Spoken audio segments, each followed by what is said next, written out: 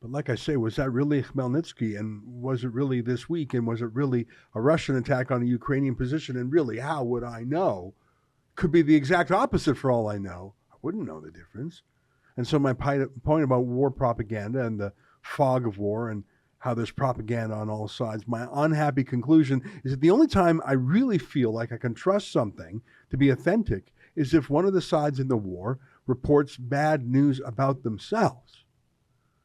As in, I wouldn't believe a Russian report saying that that was $250 million worth of NATO missiles and other ammunition that was just blown up by Russian drones. I wouldn't believe it if the Russians said it. But I'd believe it if the Ukrainians said so, and the Ukrainians more or less said so. Same thing when the Russians released footage of a drone attack on the Kremlin itself in Moscow.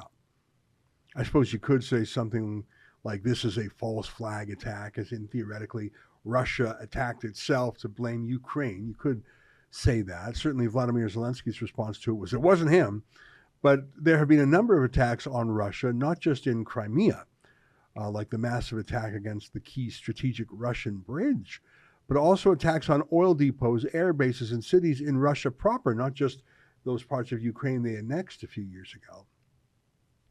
Then there's the attack on Russia's natural gas pipeline, an underwater pipeline to Europe, the Nord Stream 2, some months ago. My point is, so many conflicting stories. The only ones I feel confident believing are the ones where one side or the other admits something embarrassing, admits a setback.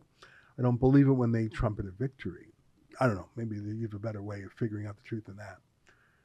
Which is why I read the Washington Post interview with Vladimir Zelensky this week with great interest. The Washington Post as a newspaper is the ultimate deep state asset. It is the establishment newspaper in the city of the White House and the Pentagon.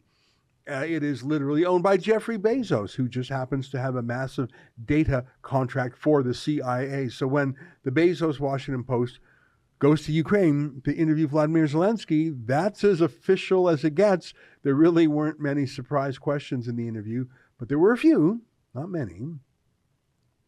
But Zelensky's answers were very revealing, not for what he boasts about, but for what he admits.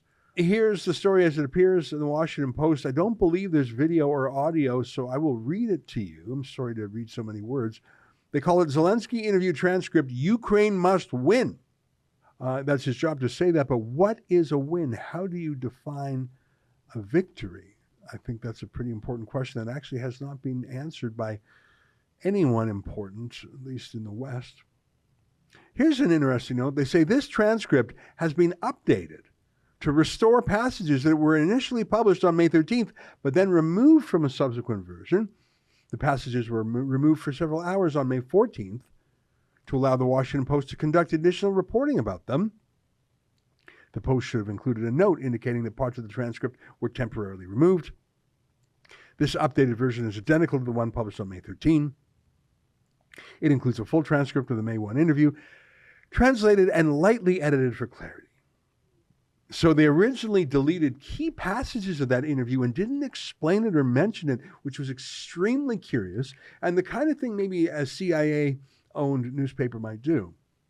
Anyway, I'm going to read some of the Q&A, not all of it. It is many times longer than what I'm going to read for you, but some of it is repetitive and some is a little bit obscure. I'm going to read what I think are interesting parts. Question. Ukraine has been planning a counteroffensive for many months. Can you tell us about any specifics? What do you need to succeed? Answer.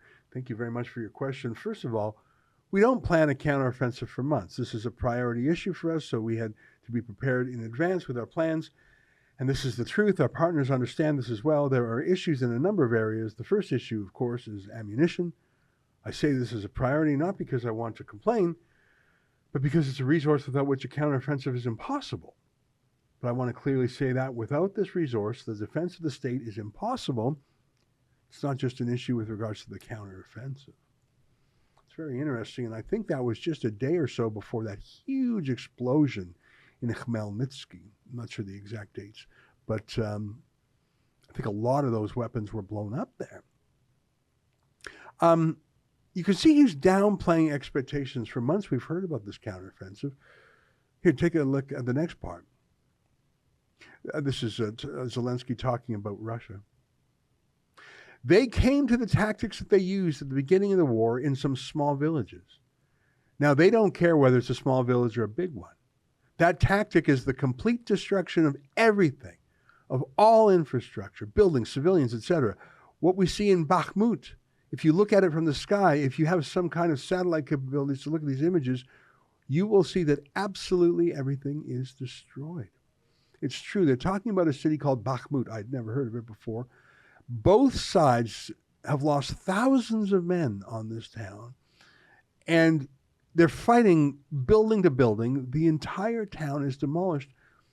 Again, I see some video footage of the town, whether it's from the Russians or the Ukrainians. It almost doesn't matter. It's misery everywhere. And visually, it reminds me of the shocking scenes in that movie a few years back called Enemy at the Gates, which was about the Battle of Stalingrad, which I think cost 1 million lives, destroyed the town. Anyhow, Zelensky comes back to what he really wants from the West: new weapon systems he hasn't been given before, including long-range weapons, which raises a bit of an eyebrow. Let me read it some more. By the way, we don't understand what the problem is here with long-range systems, long-distance missiles. The issue with our partners is that I think they're afraid that we might use them on the territory of Russia. But I would always tell our partners, listen, our task is to deoccupy our territory. We don't have any disposable shells. We don't have any targets like that. We have a priority target for which we are spending the ammunition package we have. We spend it on the deoccupation of purely Ukrainian territories. But we would need to do that with long-range missiles and systems. So now I don't quite understand. I'll tell you frankly why we can't get long-range artillery, because the objective of long-range artillery is definitely not to use it on Russian territory. Could be true. He wants F-16 jets also. Let me read. And our partners as well. We would like to get their support to provide us with Western standard fighter jets, certainly the F-16. I'm sure. But again, he downplays what they can expect from Ukraine. In terms of a counteroffensive, the Washington Post asks, do you have any specific expectations of what you need to accomplish? And what does your military have to show to keep the support you have now and future support? Okay, that's a good question. Zelensky says, look, we're an independent state, and even though we have partners, we are the ones making the decisions no matter what. That's a good answer. About where we are going, in what direction we're moving, and of course our actions. It's true, but it's being paid for by the West, including here in Canada. I'll read more. Look, nobody expects as much from this counteroffensive as we do. I'll tell you frankly, I'm not sure that absolutely all of our partners believe that we're able to break the Russian Federation. Again, I think he's true. I mean, Ukraine, however bravely they fight, they're outmanned, outgunned, outnumbered. But if winning is extremely difficult or even impossible, what's the alternative? Well, diplomacy, of course, negotiation. And here's the question from the Washington Post. And you now maintain your position not to negotiate with Russian President Vladimir Putin? Zelensky says, look, we have dealt with different Putins. It's a completely different set of traits in different periods. Putin is not alone. Putin has an entourage. They made their respective decisions. In 2019, their collective organism, the Kremlin, headed by Putin, said that, yes, we will probably find a diplomatic solution. I very much wanted this in 2020 or 2021. This whole collective mind made up something else in their heads, but did not enter into a dialogue with us and did not do everything we had agreed with them in 2019. I think that's an interesting answer because the West has demonized Vladimir Putin personally. But this answer by Zelensky hints that there's a larger philosophy shared by other Russian leaders too. Sure, Putin is the boss, but he's suggesting, no, this isn't just one guy. Knocking out the top man might not solve this. By the way, moving NATO right to Russia's border, something not even done during the Cold War, that just might be inflaming things in the Kremlin too, arming neighboring states. I mean, from the American point of view, when Russia put weapons, long-range weapons in Cuba, that led to the Cuban Missile Crisis. America has a policy, the Monroe Doctrine, that no foreign power can set up shop in the Americas. They just will be driven out. But Russia, when it expresses the same concern, is called a warmonger. Maybe they are warmongers, and maybe it's unreasonable of them. But from an American point of view, we know the reaction when Russia tried to put weapons near America. That, I think, is something that Zelensky understands. Whether or not it's a legitimate concern from Putin, I'll leave to you to think. But that is the concern of Putin. I think Zelensky knows it.